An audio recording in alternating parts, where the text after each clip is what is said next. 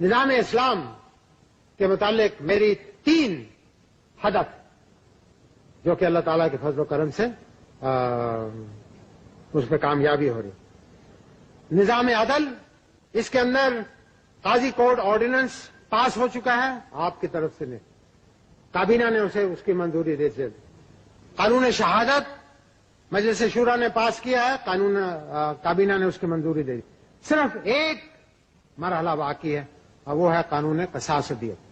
میں توقع کروں گا کہ اس اجلاس کے اندر آپ اس کو فائنلائز کر کے مجلس شورا کی طرف سے حکومت کو بھجوائیں گے تاکہ میں اس نظام عدل کے نفاذ کو صحیح معنوں میں اگلے چند ہفتوں کے اندر قائم کر کے قاضی کورٹس کا صحیح عمل کے اندر لا سکوں. نظام اسلام کے چند ایک پہلو جو ہیں ان کے اندر نظام عدل نہایت اہم ہے، اور مجھے امید ہے کہ ہم انشاءاللہ جہاں عدلیہ کے اندر اسلامی اقدار کو لانے کی کوشش کر رہے ہیں، جہاں ہم اپنے موجودہ عدالتوں سے یہ توقع کریں گے کہ وہ وہاں سب سے اہم قدم جو ہے وہ قاضی کورٹس کی اسٹیبلشمنٹ ہے، قاضی کورٹس کا قیام ہے. اور ان عدالتوں کے بعد مجھے امید ہے کہ نظام اسلام کے مرحلے کے اندر ہمیں پیش رفت ملے. نظام اسلام کے اندر دوسرا اہم جو ہے وہ نظام حکومت.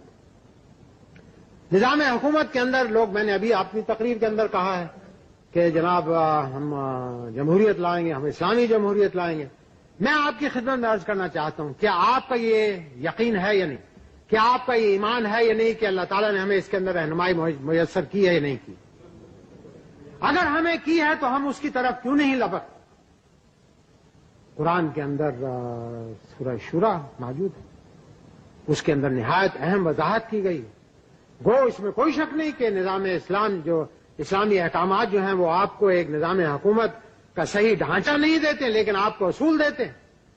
تو یہ کیا لازمی ہے کہ ہم اپنے آپ کو کہیں کہ جناب ہم یہاں پر پارلیمنٹری فارم لانا چاہتے ہیں؟ کوئی کہتا ہے جناب ہم یہاں پریزیڈنشل فارم لانا چاہتے ہیں. میں آپ کو ایک نام دیتا ہوں صحیح معنوں، ہم یہاں پر شورا کریسی لائیں گے انشاءاللہ. ڈیموکریسی کی کریسی لے لیجیے آپ آٹوکریسی کو نہ لائیے، آپ ڈکٹیٹرشپ کو نہ لائیے، آپ تھیوکریسی کو نہ لائیے، آپ شورا کریسی کو تو لائیے، کیونکہ یہ تو اسلام کا قانون ہے.